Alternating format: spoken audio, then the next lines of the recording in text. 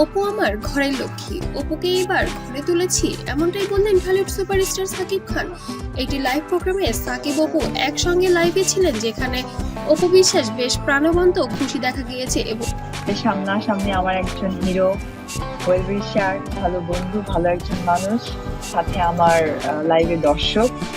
দেখি কি হয়, আগামী আরো 2-3 মাস দেখবো, তারপর কোনো ডিসিশনে যাব। আসলে দিনক্ষণ আনন্দ, বিবেচনা, দুঃখ, কষ্ট যা সত্যি একজন মাথার উপরে যা থাকে, এটা সেই বিবেচনা আসলে আমরা ভুলি।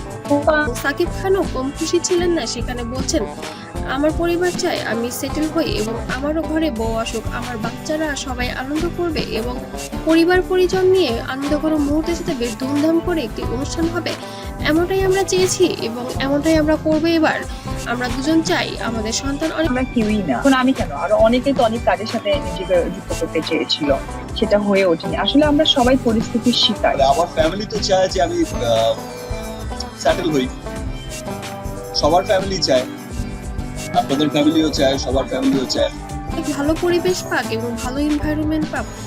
ভালো এনভায়রনমেন্টের উপরে পরিবারের অনেক কিছু নির্ভর করে এবং বাচ্চার ভবিষ্যতে ডিপেন্ড করে। এই জন্য আমরা এবার দুজনেই সিদ্ধান্ত নিয়েছি, এবার আমরা একসঙ্গে সবকিছু করব এবং আগামী দিনে নতুন নতুন ছবিও পাবেন আপনারা। আমার ফ্যামিলিও চায় যে আমি এখন সেটেল হই, আপনারাও তো চান নাকি একটা ধুমধাম কিছু হোক, একটা আমার বাড়িতে আসবে আমার ফ্যামিলি, আমার ওয়াইফ, আমার বাচ্চা কাচ্চা, সবাই, তাদেরকে খুব নাইসলি একটা এনভায়রনমেন্ট হবে, সবার আড্ডা হবে, উই আর ফ্যামিলি। সো এটা তো আমার ফ্যামিলির চাওয়া।